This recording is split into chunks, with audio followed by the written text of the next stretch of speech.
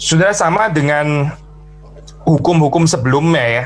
Itu kalau sudah membaca di situ secara sepintas, secara fenomenal kan kita mendengar kalimatnya itu banyak yang menggunakan jangan deh di sini ya. Jangan, jangan, jangan. Lalu kalau kita menafsir secara sepintas ya seolah-olah kita pikir kekristenan itu adalah penyempitan kehidupan gitu. Ini satu kehidupan yang tadinya itu lebih luas ya, lalu kemudian disempitkan gitu, jadi karena banyak larangan dan sebagainya sehingga hidup itu akhirnya menjadi jadi sempit gitu ya. Tapi gambaran ini adalah satu gambaran yang nggak betul saya. Memang di situ jelas pakai kata jangan, yaitu jangan memang larangan, itu benar gitu ya. Tapi sudah sama seperti cerita di dalam penciptaan ya, kan juga ada istilah jangan deh, jangan kau makan buah itu ya, buah yang terlarang itu. Tetapi kalau sudah membaca di dalam ceritanya, sebetulnya yang betul adalah semua yang lain itu diberikan kepada manusia kayaknya. Jadi yang boleh itu jauh lebih banyak diberikan kepada manusia, itu kebebasan itu. Kebebasan yang sejati ya memang ada batasan, ada limitasinya. Maka dikatakan jangan kau makan buah yang terlarang. Nah, ini adalah pikiran manusia yang seringkali diracuni oleh setan ya. Yaitu sengaja memikirkan apa yang nggak boleh gitu ya. Padahal yang boleh itu jauh lebih banyak, yang bisa dinikmati itu jauh lebih limpah. Tapi dasar manusia itu dalam keadaan ini ya Pak, cerita kejatuhan sudah seperti itu, saya dicobai oleh setan untuk memikirkan justru apa yang nggak boleh, itu justru yang ingin mau dikerjakan. Maksudnya kita jangan membaca dekalog di dalam spirit seperti ini ya, jangan, kekristenan itu isinya cuma jangan gitu ya, isinya cuma nggak boleh ini, nggak boleh itu dan sebagainya, sehingga kehidupan itu akhirnya menjadi sempit ya. Ya mungkin itu racun yang ditimbulkan dari setan di dalam hal ini ya. Tetapi kalau kita membaca di dalam Keluaran ya, sekali lagi menekankan bagian ini ya, Keluaran 20 sebelum memulai dekalog itu kan Tuhan mengatakan, akulah Tuhan Allahmu yang membawa engkau keluar dari tanah Mesir, dari tempat perbudakan. Kan ini narasi deliverance ya, narasi pembebasan deh. Akulah Tuhan Allahmu yang membawa engkau keluar dari tanah Mesir, dari tempat perbudakan. Jadi yang perbudakan yang mana, yang pembebasan yang mana, itu jelas ya, harus jelas gitu. Jangan kita mengatakan seperti kayak tadinya kita itu bebas, sekarang jadi masuk ke dalam perbudakan. Perbudakan apa? Perbudakan menaati 10 hukum Taurat gitu ya. Itu orang yang paranoia namanya gitu. Orang yang nggak melihat ini sebagai satu ekspresi kebebasan. Jadi Tuhan itu memberikan larangan-larangan ini ya, jangan. Bukan karena mau membatasi kehidupan manusia itu yang tadinya bebas ya, sekarang jadi diperbudak, gitu, dipenjara. Justru on the contrary, sebaliknya yang terjadi adalah ini larangan-larangan ini adalah perlu. Kenapa? Karena kalau kita gagal melakukan larangan-larangan ini, kita nggak menjaganya ya, kita ya jadi seperti kayak bukan orang-orang yang dibebaskan. Kita adalah orang yang dibebaskan ya daripada perbudakan, dan tanda daripada orang yang dibebaskan itu adalah ini, dia jadi tertarik, dia dengan sukacita, dia dengan sukarela melakukan hukum-hukum yang dikatakan di sini. Jadi waktu di sini kita membaca ya, baik itu hukum yang pertama, hukum yang kedua, dan sekarang kita sampai kepada hukum yang ketiga ya. Ini adalah demi kebaikan kita gitu, supaya kita nggak menghidupi lagi narasi orang-orang yang diperbudak gitu. Orang-orang yang menyebut nama Tuhan dengan sembarangan itu adalah orang-orang yang ya diperbudak sebetulnya gitu. Tapi mereka yang bisa menghormati Allah, mereka yang bisa beribadah kepada Allah yang sejati ya, dengan sukacita dan sukarela. Nah, ini adalah narasi pembebasan yang sesungguhnya. Maka sudah penting ya, seperti di dalam tradisi reform ini ditekankan, yaitu apa sih? Waktu kita melihat jangan itu kan memang jangan ya sesuatu yang negatif kan, bicara tentang larangan, berarti ini ada aspek negatif ya, aspek negatif. Tapi penting untuk mengerti daripada hukum ini tuh aspek positifnya apa gitu. Seperti sudah membaca di dalam Lord's Day ke-36 ini ya, pertanyaan 99 kalau kita baca sekarang. Apa maksud perintah yang ketiga? Saudara melihat di dalam jawaban ini ya, ada aspek negatifnya, ada aspek positifnya. Aspek negatifnya terlebih dahulu ya. Agar kita tidak menghujat nama Allah atau menyebutnya dengan sembarangan bukan hanya dengan mengumpat atau bersumpah dusta, melainkan juga dengan mengucapkan sumpah secara gegabah. Kita juga tidak boleh turut bersalah melakukan dosa yang mengerikan itu dengan cara berdiam diri dan membiarkan perbuatan itu. Pendek kata, kita tidak boleh menyebut nama Allah yang kudus kecuali dengan rasa takut dan khidmat. Nah, ini kita mulai masuk kepada gambaran positif ya di sini ya. Menyebut namanya dengan rasa takut dan khidmat. Lalu terus kemudian supaya kita mengakui Dia. Confess God. Berseru kepadanya dengan cara yang benar, pray to God, dan memuji Dia dalam semua perkataan dan perbuatan kita, and glorify God in all our words and works. Jadi sudah melihat ya di dalam ini ya, pertanyaan 99 ini memang dijelaskan aspek negatifnya, yaitu supaya kita tidak melakukan apa-apa. Artinya jangan menyebut nama Allah dengan sembarangan, itu artinya apa? Ya jangan ini, jangan itu, jangan itu. Kan aspek negatifnya. Tapi saudara mendapati di sini adalah aspek positifnya. Sebetulnya ini bukan berlaku hanya untuk hukum ketiga ya, saya. Tapi karena pembahasan kita itu sangat padat ya, waktu ini bahas hukum pertama dan hukum kedua, maka ini saya mengingatkan sekali lagi, mestinya ini lebih cocok dibahas di pertama sih, saya ini poin ini ya, yaitu waktu kita membicarakan tentang dekalog ini, jangan itu bukan cuma bicara jangan pembatasannya saja gitu, tapi terus kemudian kebalikannya itu apa gitu. Kalau jangan menyebut nama Tuhan dengan sembarangan, lalu terus kemudian perintah positifnya apa gitu. Ini kan jangan menyebut nama Tuhan dengan sembarangan, nama Allah dengan sembarangan, kan ini adalah perintah negatif gitu kan, larangan di dalam hal ini ya. Lalu kita mesti memikirkan ya, sebetulnya setiap hukum lalu perintah positif itu jadi apa gitu. Karena again kekristenan itu bukan cuma sekedar larangan, tapi larangan ini satu pembatasan bahagia sebetulnya. Sekali lagi ya, kalau kita bisa mengerti seperti ini ya, kehidupan kita ini banyak dibebaskan daripada cara pikirannya paranoia ya, apa-apa lihat negatif ya. Orang yang paling kasihan tuh lihat Tuhan sendiri negatif gitu. Akhirnya dia yang hancur gitu. Kenapa ya? Karena dia mencurigai Tuhan gitu. Dia terus mencurigai Tuhan, akhirnya distrust, dan akhirnya berakhir pada kebinasaan karena nggak bisa percaya bahwa Tuhan itu baik. Kasihan ya saya orang seperti ini ya. Dia membaca realita yang berbeda. Lebih kasihan lagi mereka juga kasihan kepada orang Kristen, katanya ditipu sama ini firman Tuhan gitu ya. Bagaimana ya, pembacaan realita yang keliru itu ya, bahaya sekali ya. Itu seperti kayak orang yang bukan seperti, nggak usah pakai istilah seperti lah, betul-betul orang yang nggak bisa melihat kebenaran sebetulnya gitu ya, karena tafsiran yang terlalu negatif itu ya, yang terlalu penuh dengan curiga dan ketidakpercayaan. Tapi saya balik lagi kepada ini, saya hukum ketiga. Nah, kalau sudah melihat di sini ya, aspek negatifnya di situ dikatakan mengumpat, mengutuk ya, bahasa Indonesia bagus juga ini pakai istilah mengutuk ya, mengumpat maksud saya, cursing ya, fluch di dalam bahasa Jerman, perjury atau bersumpah dusta. Tapi juga sumpah secara gegabah ya. Nah, nanti kita akan lanjutkan besok. Di sini kan dikatakan sumpah secara gegabah, atau kalau dalam bahasa Inggris itu unnecessary oaths. Bukan semua oaths ya, bukan semua sumpah gitu. Ada sumpah yang perlu, tapi di sini ada sumpah yang tidak perlu, unnecessary oath, atau di sini sumpah secara gegabah. Kita juga tidak boleh turut bersalah melakukan dosa yang mengerikan itu dengan cara berdiam diri dan membiarkan perbuatan itu. Menarik saya bagian ini kalau sudah melihat di dalam pemahaman daripada Katekismus Heidelberg itu ini ya, dekat sekali dengan di dalam hal ini tradisi daripada itu ya, Theodor Beza ya. Theodor Beza itu ini kan seperti saudara tahu kalau di dalam tradisi Reform kan kita membagi historical itu ada lex moralis ya, ada hukum moral gitu, lalu lex judicialis ini adalah civil law, dan satu lagi itu adalah lex ceremonialis ya, itu adalah hukum seremonial. Nah, di dalam pembagian yang sederhana ya, kita kan mengatakan lex moralis itu hukum moral itu meskipun Kristus datang tapi itu nggak di-cease ya, nggak di-abrogate, itu nggak dihentikan gitu. Ini jalan terus gitu.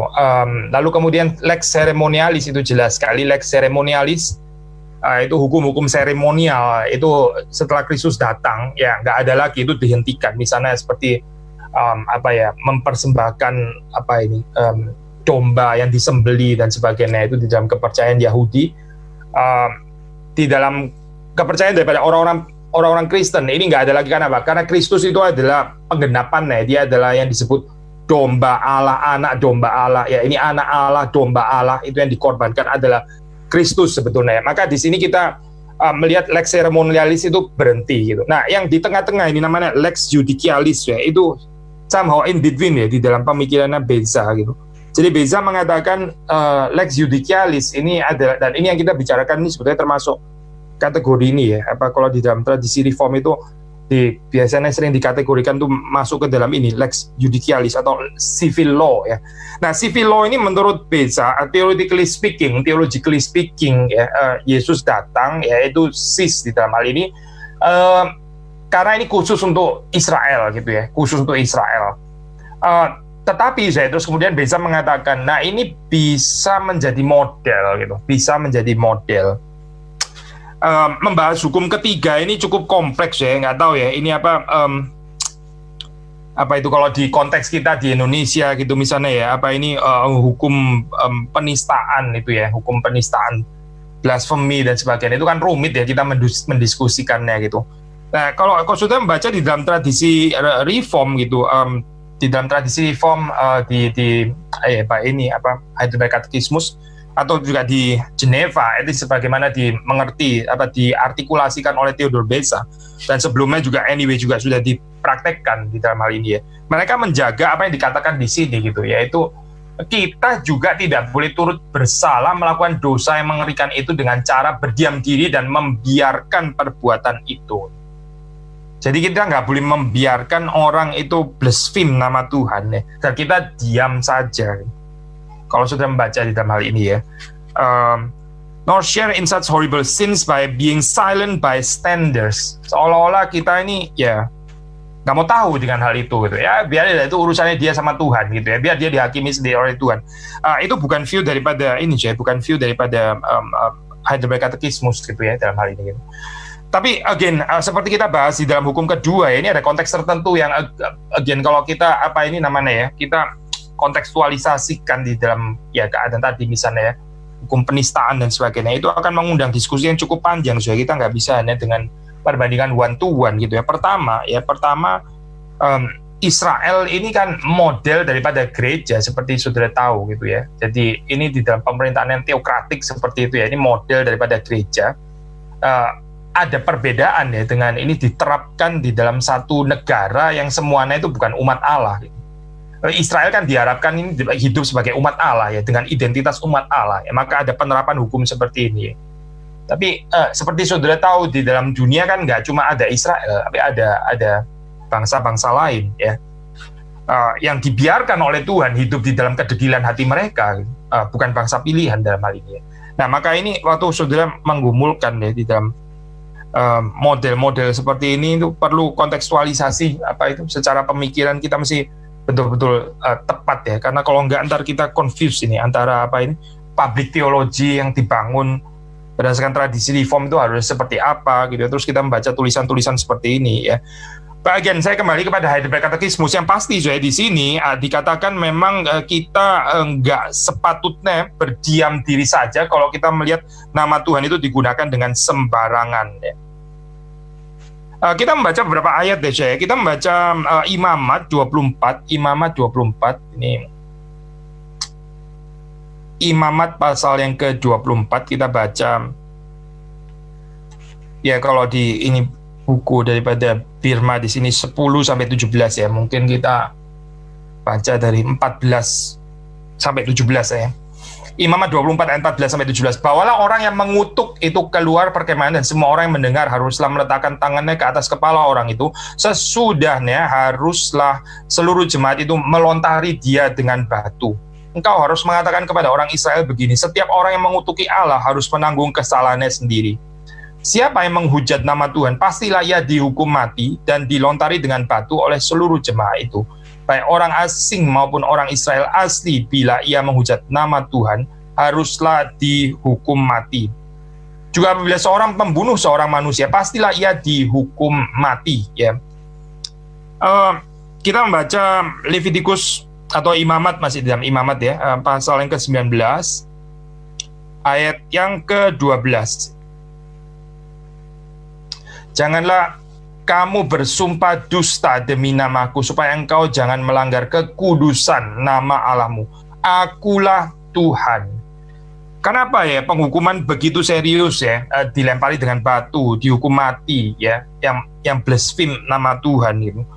Karena ini berkaitan dengan kekudusan Allah. Jadi yang mau dinyatakan di sini ya, bukan berapa beratnya hukumannya gitu ya. Apalagi ini akan salah sekali kalau terus kemudian mendorong orang itu jadi abusing power gitu ya, maksudnya jadi playing God dan sebagainya. Ini bahaya sekali ya Pak, kalau kita menghayatinya seperti ini gitu ya. Tapi sebetulnya mau diajarkan seperti sudah membaca di dalam Imamat 19 itu apa sih ya? Seriusnya kekudusan nama Allah ya. Nama Allah itu begitu kudus. Makanya penghukuman dan pelanggaran terhadap itu juga sangat berat di dalam hal ini ya, sangat serius ya. Karena apa? Ya karena kekudusan nama Allah itu adalah juga berat di dalam hal ini ya. Ini bukan sesuatu yang enteng, ini bukan sesuatu yang gampangan, bukan, tapi ini sesuatu yang ada weight ya. Karena itu penghukumannya juga weighty di dalam hal ini gitu. Nah, maka kita belajar ini ya, substansinya itu apa sebetulnya gitu. Ya. Bahkan kalau kita boleh ini ya, apa itu katakanlah ini kontekstualisasi sederhana ya. Di dalam zaman kita sekarang, kita ini terlalu sibuk sampai spelling nama Tuhan aja nggak sempet gitu ya. GBU gitu ya, JBU, PTL ya. Wah, nggak ada waktu ya ini kontras kali ya dengan orang Israel, nggak bisa lebih kontras lagi orang Israel itu kalau mau tulis nama Yahweh ya, waktu mereka menyalin Alkitab ada ritualnya mereka cuci tangan dulu ya, terus mereka mempersiapkan hati mereka ya. Mereka sadar bahwa nama ini bukan sembarangan gitu. Jadi mereka itu menulisnya dengan begitu respect kepada Tuhan ya. Nah, saudara nggak usah komentari itu mah cuma eksternal gitu ya, cuma ritual kosong. Ya kita nggak tahu itu ritual kosong atau enggak. Saya percaya nggak semuanya menulis itu pasti ritual kosong ya. Masa dari sekian banyak orang yang menyalin semuanya itu dalam pengertian ritual kosong. Pasti kita percaya ada orang yang betul-betul menghargai ya, waktu mereka melakukan itu betul-betul menghayatinya dari dalam hati mereka gitu. By the way, saya bicara tentang external thing ini ya, kemarin ini Pendeta Jethro itu khotbah. Kita memang seringkali berpikir ya, memang di dalam kerohanian spiritualitas kan kita berpikir itu internal itu keluar menjadi eksternal, which is betul kan ya. Kalau kita anggap yang eksternal itu ya eksternal cuma remain eksternal, nggak mungkin internal. Tapi seringkali di dalam kebiasaan-kebiasaan kita ya, habitus yang kita lakukan itu eksternal kan ya. Itu sebenarnya tanpa sadar bisa membentuk yang di dalam itu. Ya khususnya di dalam hal ini memang hal-hal yang negatif itu yang dari eksternal itu membentuk yang di dalam. Memang di dalam Alkitab kita membicarakan prinsip seharusnya yang di dalam itu terekspresikan keluar gitu ya. Tapi kita juga bisa bilang kalau betul-betul ada yang di dalam, maka itu harusnya kan terekspresikan keluar kan Kalau yang di luar nggak pernah ada, jadi kita juga jadi tanya sebetulnya yang di dalam itu ada atau tidak gitu kan. Kalau nggak ada ekspresi eksternal gitu, terus kita jadi tanya, jadi yang di dalam sebetulnya apa gitu. Saudara nangkep nggak ya poin ini ya? Kita bicara di dalam kalimat yang ada abstrak sih seperti ini gitu ya. Tapi gini ini balik lagi mengingatkan kepada apa yang kita sudah bahas ya, silogismus praktikus, practical syllogism ya. Dari buahnya kamu mengenal pohonnya, begitu kan ya. Pohon ini harusnya mengeluarkan buah ini. Nah, kalau kita melihat ada buah ini, jadi sudah tahu tuh pohonnya apa gitu. Jadi di sini kan ada tanda ya, berarti ya, tanda daripada yang internal itu terus kemudian diekspresikan kepada sesuatu yang eksternal gitu. Misalnya contoh sederhana saja gitu ya. Kalau kita bilang di dalam hati itu hospitable gitu ya. Kalau kita ketemu orang, ya sudah kita menyapa dia. Kita tegur sapa dia gitu kan. Saudara nggak buang muka gitu misalnya ya. Ini paling minimum, nggak cukup sih nggak buang muka. Bukan hanya nggak buang muka, tapi juga menyapa dengan ramah gitu. Itu namanya ada hospitality gitu kan. Saudara nggak bisa bilang kalimat seperti kayak, saya sih di dalam ada hospitality, saya ini sangat hospitable gitu. Tapi saya kalau ketemu orang memang ya gini, buang muka gitu. Kan nggak nyambung saya ini. Antara yang di dalam sama yang di luar nggak nyambung dong sebetulnya gitu. Lalu kita bilang, yang penting ada di dalam, eksternal kan cuma eksternal. Nah ini ngawur saya bicara seperti ini gitu. Poin apa sih yang mau kita katakan gitu? Maksudnya gini jangan estimate yang eksternal gitu. Karena eksternal itu juga merupakan cerminan daripada apa yang internal. Yang outward itu cerminan daripada apa yang inward di dalam hal ini ya. Nah, balik lagi saya kepada ini ya, kepada tadi itu contoh itu tadi ya. Saya tulis PTL, GBU gitu misalnya, JBU, lalu apa lagi gitu ya. Sebagai kayaknya, terus kita bilang enggak sih, saya di dalam hati ini tetap menghormati Tuhan sebetulnya. Tapi eksternal cuma eksternal. Ini kan cuma WhatsApp gitu maksudnya. Ya saya singkat segitu kan, orang mesti ngerti lah. Singkatnya juga sudah tahu kan apa gitu maksudnya. Gitu. Tapi saya sudah tetap menghormati gitu. Dan menghormati tapi you don't have even time ya untuk spell out gitu dalam hal ini the name of God. Gak ada kontras sekali ya saya dengan orang Israel gitu ya, yang sampai ada ritual khusus waktu mereka mau menulis nama yang kudus itu mereka menghargai gitu. Nah kita ini too busy for everything ya saya, ini generasi kita ini too busy for everything, kayak dikejar-kejar apa, padahal juga kehidupan juga nggak efektif gimana banget gitu, tapi seperti kayak too busy gitu ya, terlalu sibuk gitu. Saya pernah baca beberapa tahun lalu ini ada tulisan seorang penulis spiritual gitu ya, dia biasa itu hidup itu cepet gitu ya. Dan suatu saat itu dia holiday bersama dengan anaknya gitu ya, terus kemudian bersama dengan anaknya, memang holiday kan, saya ini ambil waktu peristirahatan gitu ya ceritanya ya. Terus kemudian di holiday itu anaknya setelah mandi ya kan mau dihandukin, tapi anaknya itu anak itu lari-lari gitu ya, lari-lari. Oh akhirnya papanya itu nggak sabar, ayo cepetan sini gitu ya, cepetan sini nih, nggak ada waktu lagi nih, cepetan gitu ya. Terus anaknya jawab dong, nggak ada waktu, memang nggak ada waktu untuk apa Pak? Baru dia sadar, ya nggak ada waktu untuk apa ya, lagi holiday gini, saya dikejar apa ya sebetulnya gitu. Ini bukan berarti membenarkan anak itu lari-lari setelah mandi, bukan itu ya poinnya saya. Kalau mau marahin aja nggak apa-apa juga sih gitu. Cuma seringkali kita itu cepat demi kecepatan itu sendiri, tapi kita nggak tahu menebus waktu itu untuk apa sebetulnya gitu. Pokoknya kita mau cepet-cepetan aja ya, cepet-cepetan tulis PTL, GPU dan sebagainya supaya lebih cepat ya. Tapi dengan lebih cepat terus waktunya kita gunakan untuk apa sih setelah itu? Setelah lebih cepat terus what do you do gitu? What do we do? Setelah itu kita pakai waktunya untuk apa gitu? Gak ada juga ternyata gitu. Lalu cepet-cepetan untuk apa berarti gitu? Ini loh saya, manusia itu di dalam spiritualitasnya itu seringkali melakukan ini juga gitu, metode scanning ya. Saya suka pakai istilah ini, metode scanning. Cepet, langsung gitu. Selesai gitu. Nggak ada moment of awe ya, nggak ada momen menghormati Tuhan itu dengan berhenti, dengan kagum, dengan terharu, dengan tersentuh. Nggak ada, semuanya scanning cepet gitu ya. Pokoknya saya sudah tahu, sudah tahu hukum kita, sudah tahu, saya sudah baca dari sekolah minggu, saya sudah tahu gitu misalnya ya. Nggak ada waktu lagi saya untuk kontemplasi gitu. Ini ya side note sih memang gitu ya. Tapi intinya yang kita mau bicarakan adalah ini, saya jangan menggunakan nama Allah dengan sembarangan ya. Kita perlu invest waktu, invest perhatian kita ya. Invest ya di dalam hal ini, untuk menghargai nama Tuhan itu kita perlu invest.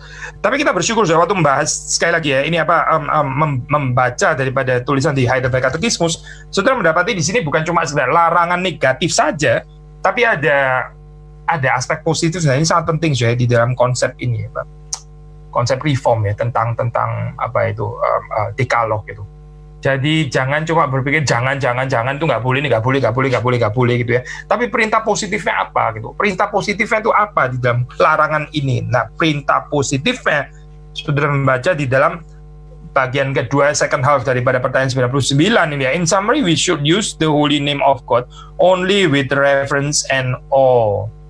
With reverence and awe. Tadi saya mengatakan kalau kita ada reverence and awe, itu perlu waktu ya. Saya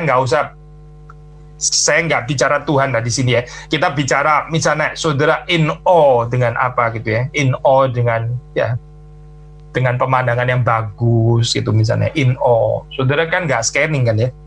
Ada nggak orang in awe yang scanning? Cepetan. Ini mana kamera? Ayo kita pergi ke tempat lain gitu ya. Itu nggak in awe, itu turis kasihan deh kan, yang miserable turis gitu ya, ngejar target apa. Satu hari mesti pergi ke 17 tempat gitu. Akhirnya begitu datang cepet foto, cepet gitu ya. Sudah saya di sini, saya cepet gitu ya. Akhirnya lebih banyak lihat kamera daripada lihat benda aslinya. Nggak mungkin in awe saya itu bukan in awe gitu. Orang yang in awe itu berhenti, speechless gitu ya. Time itu seperti freeze gitu kan. Itu kan in awe ya. In awe yang normal, in awe zaman dulu ya. in all waktu dulu itu seperti itu. Tapi kita sekarang itu maunya cepet, produktif, nggak tahu dikejar apa ya, dikejar setan kali ya, dikejar apa sih sebetulnya gitu. Nggak ada waktu ya dalam hal ini ya, untuk reference and all itu nggak ada gitu. Saya seringkali juga mengingatkan ini saya kepada ini ya, mahasiswa teologi, saya ngajar di ini, di saya ngajar di STP gitu ya, ini mengingatkan mereka waktu studi, waktu belajar ya, waktu mencerna pelajaran, waktu bikin paper, mempersiapkan ujian dan sebagainya.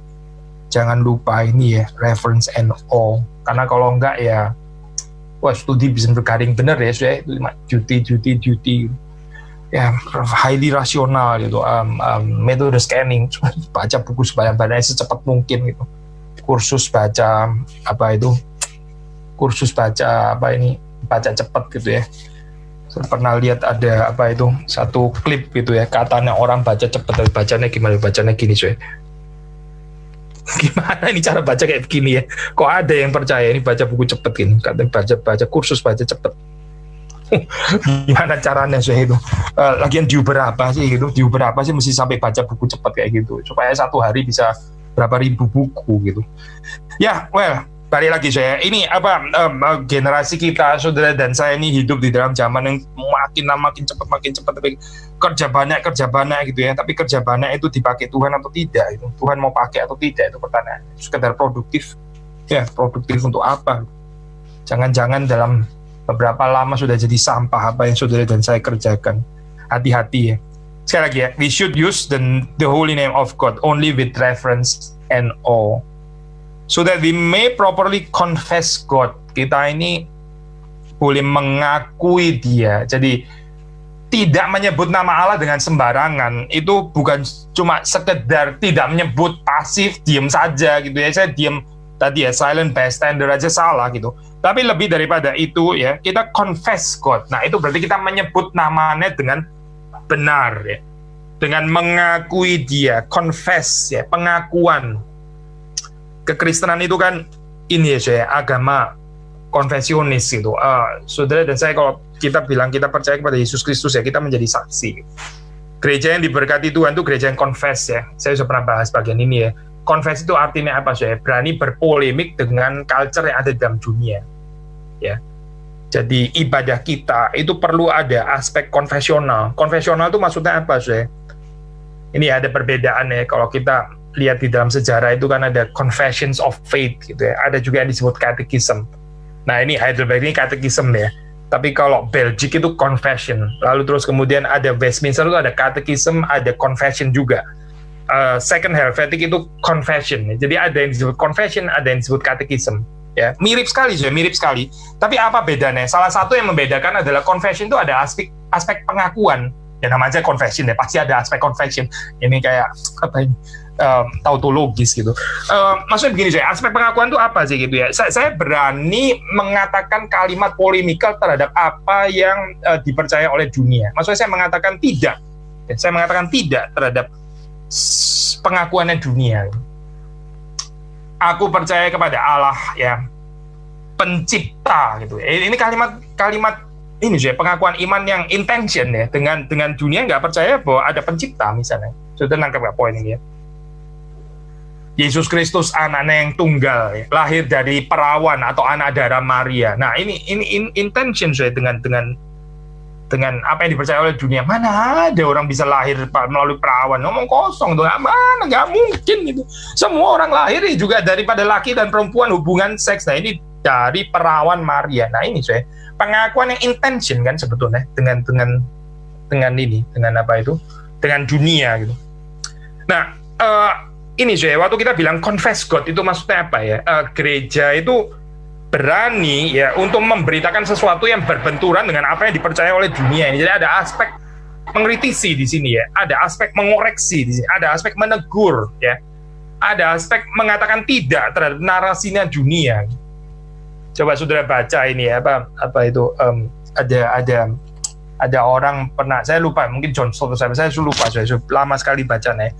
Orang berusaha untuk menyatakan bahwa di dalam apa itu khotbah di bukit ya, sabda bahagia itu sebetulnya adalah ada aspek polemik confession ini juga saya. Karena kalau kita baca, kita bisa balik gitu ya. Whereas di dunia mengatakan, di dunia ya, dunia akan mengatakan berbahagialah orang yang kaya, ya, orang yang kaya, karena mereka lah yang punya kerajaan dunia. Sekali lagi ya, berbahagialah orang yang kaya. Nah, kalau bahasa Inggrisan poor in spirit gitu ya, mungkin di sini ya kaya materially gitu ya.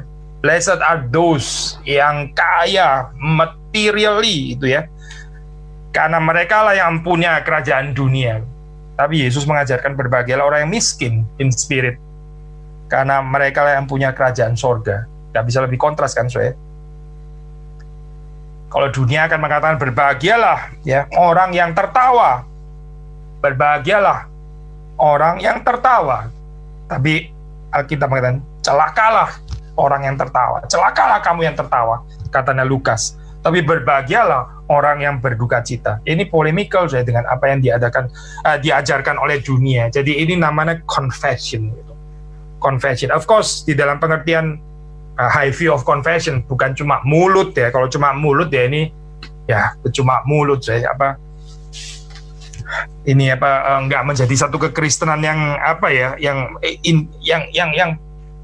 inkarnatif gitu, karena seperti kayak ngomong doang gitu ya. By the way, ini seperti apa ya, nggak percaya kalau logos itu berinkarnasi.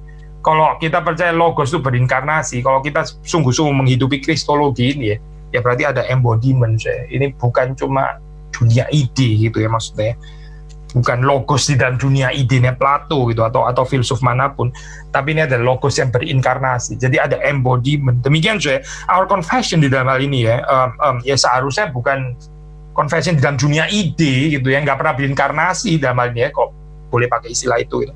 Tapi ada embodiment juga di dalam kehidupan gereja. Confess God. Lalu selain confess, yaitu pray to God, berdoa ya kepada Allah. Kita menyebut namanya waktu kita berdoa kepada Dia. Jadi hukum ketiga ini saya juga adalah encouragement, dorongan supaya orang itu berdoa. Ada kaitan, at least sebagaimana dimengerti oleh ini ya, penulis-penulis Katekismus Heidelberg. Hukum ketiga ini secara positif adalah perintah untuk menyebut nama Allah ya di dalam doa. Lebih banyak berdoa, menyebut nama Allah di dalam doa. Encouragement to pray to God. Dan yang terakhir adalah and glorify God in all our words and works. Orang yang nggak menyebut nama Allah dengan sembarangan, ya itu berarti nggak membiarkan nama Allah itu dihujat. Orang itu nggak mempermalukan nama Allah, gitu. Tidak mempermalukan namanya. Lawan katanya itu mempermuliakan. Ya. Melalui apa? Melalui perkataan kita, melalui perbuatan kita ya. Jangan melalui perkataan kita, perbuatan kita jadi Allah itu jadi dihujat. Nama Allah itu jadi tidak dikuduskan di dalam hal ini ya. Nah, saudara, kalau mengaitkan ini dengan apa itu saya doa Bapa kami kan ya, Bapa kami yang di sorga, dikuduskanlah namamu ya. Itu perintah ketiga loh, saya perintah ketiga ya. Jadi saudara melihat berapa seriusnya di dalam hal ini, perintah ketiga itu, dikuduskanlah namamu. Maka waktu saudara membaca di dalam pertanyaan ke-100 di situ ya, kalau saudara membaca di situ, saya baca ya. Apakah begitu besar dosanya jika orang menghujat nama Allah dengan bersumpah dan mengumpat sehingga Allah juga murka kepada mereka yang tidak membantu dengan sekuat tenaga untuk mencegah dan melarang orang lain bersumpah dan mengumpat? Sudah tentu jawabannya ya. Karena tidak ada dosa yang lebih besar dan yang lebih menimbulkan murka Allah daripada dosa menghujat namanya. Saudara perhatikan ya kalimat ini ya. No sin is greater or provokes God's wrath more than blaspheming His name. Tidak ada dosa yang lebih besar kalau menurut ini Heidelberg Katekismus. Sebab itu Dia telah memberi perintah menghukum dosa seperti itu dengan hukuman mati. Sekali lagi ya saya, seperti tadi kita mengatakan ya, hukuman itu begitu berat ya, hukuman mati nggak main-main gitu. Karena apa? Karena kekudusan Tuhan itu juga bukan sesuatu yang gampangan, ini bukan sesuatu yang murahan. Makanya sekali lagi ya, bersama dengan itu kalau sudah mengaitkan ini dengan doa Bapa kami ya, kalimat pertamanya itu setelah bicara Bapa kami yang di sorga, kalimat pertamanya apa saya? Dikuduskanlah namamu. Itu kan hukum ketiga saya, hukum ketiga. Ada banyak teolog malah menafsir ini ya saya, sebetulnya doa Bapa kami itu di bawahnya itu sebenarnya sub daripada permintaan pertama itu, dikuduskanlah namamu, di bawahnya semuanya itu ada berkaitan dengan dikuduskan nama Tuhan. Permintaan utama itu adalah dikuduskanlah nama Tuhan, lalu di bawahnya semuanya itu semuanya kita boleh minta semua. Tapi ini semuanya under permintaan yang besar itu apa? Yaitu dikuduskannya nama Tuhan. Jadi sekali lagi kalau sudah terima tafsiran ini ini memang betul-betul sesuatu yang serius yaitu kekudusan Allah. Kita akan sulit bahkan memahami kedalaman cinta kasih Tuhan itu, pengorbanannya dan sebagainya, cinta kasihnya kepada kita. Kalau kita nggak betul-betul memahami kekudusan Allah, kalau kita nggak memahami majestas keagungannya kemuliaannya Allah, itu kita nggak pahami dengan benar. Kita akan cenderung jatuh kepada konsep anugerah yang murahan akhirnya gitu, menjadi konsep anugerah yang murahan. Ya sudah sepatutnya memang dia mati untuk saya gitu. Ya sudah sepatutnya saya memang harus diampuni dosanya itu. Jadi penghayatannya ngawur di sini gitu ya.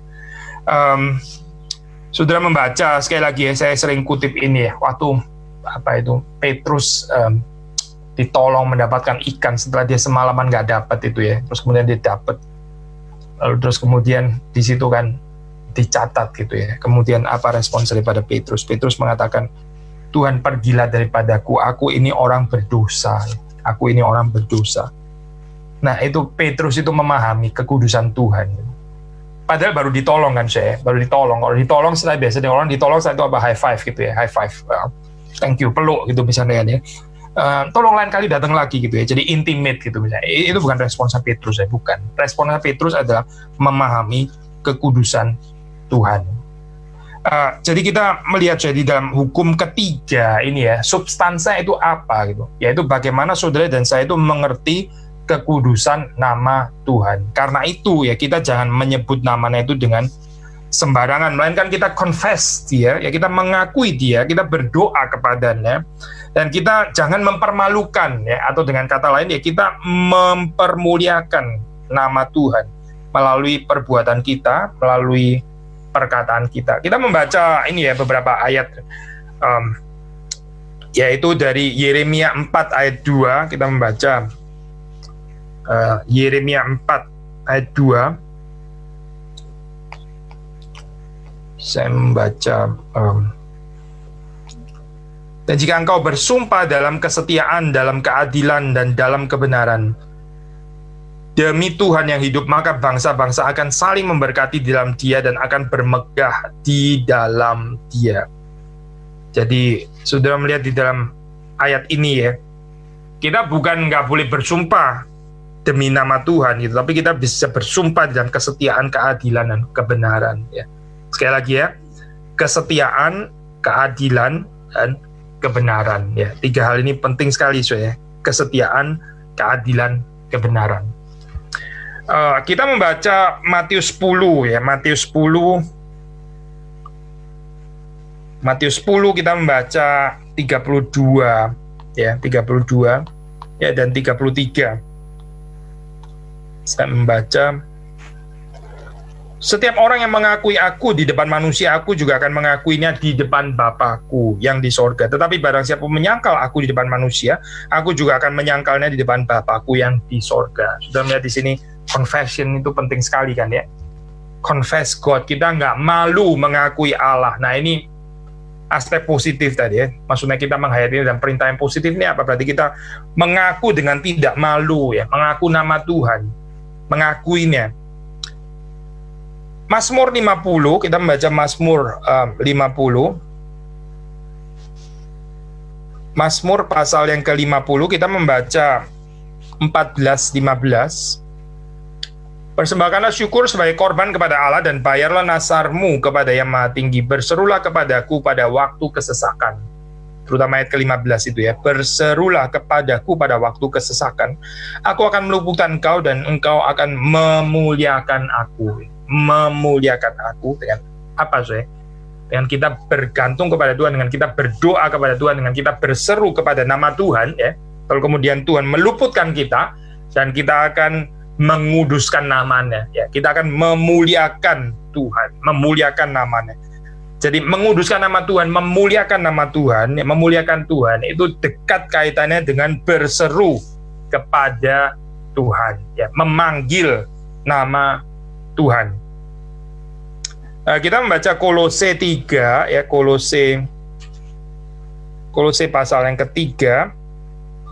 Kita membaca ayat yang ke-17.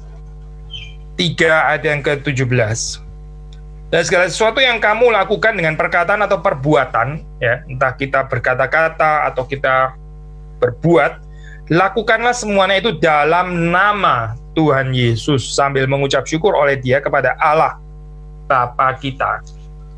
Lakukanlah semuanya itu dalam nama Tuhan Yesus sambil mengucap syukur oleh Dia kepada Allah Bapa kita. Maksudnya apa, saya? Saya pikir kita masih mengerti, ya, saya. Itu istilah apa itu? Dalam nama Tuhan Yesus itu sebetulnya artinya apa sih? Karena kita kalau salah mengerti ini, ya, maksudnya pengertian kita itu low view itu.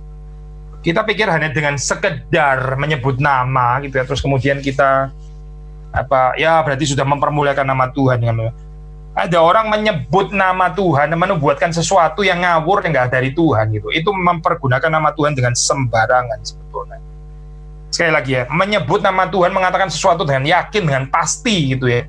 Tapi ternyata terus kemudian nggak kejadian, itu nubuatan palsu, ya. Itu orang yang menyebut nama Tuhan dengan sembarangan.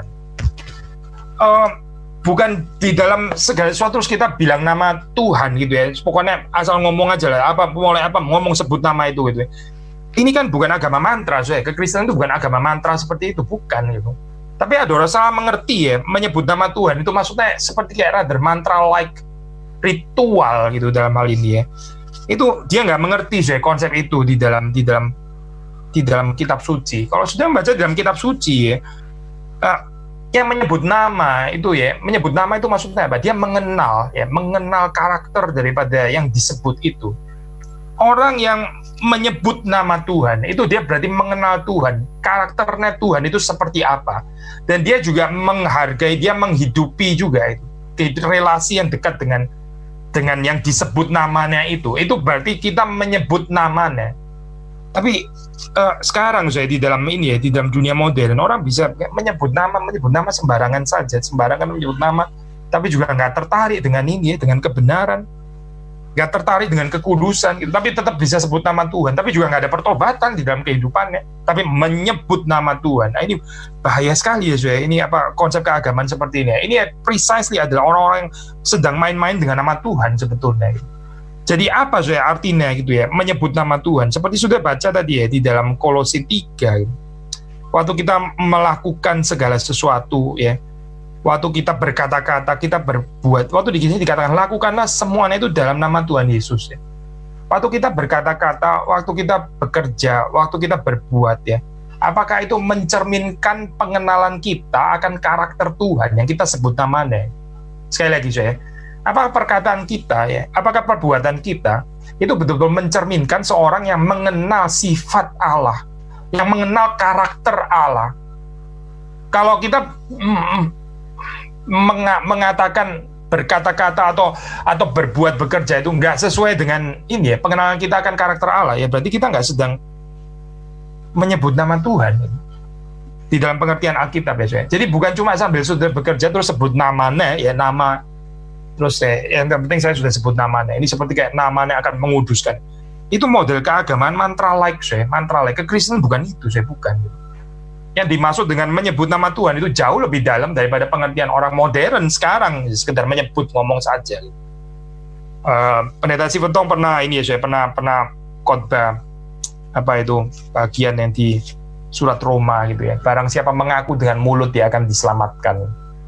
Lalu orang modern baca kalimat itu pikir, ya, saya menyebut nama Yesus gitu, menyebut nama Yesus langsung diselamatkan. Karena Roma kan mengajarkan seperti itu. Nggak tahu konteksnya, saya. Orang yang menyebut nama Yesus pada saat itu, ya, menyebut nama Tuhan, itu bisa dipenggal, saya, kepalanya gitu.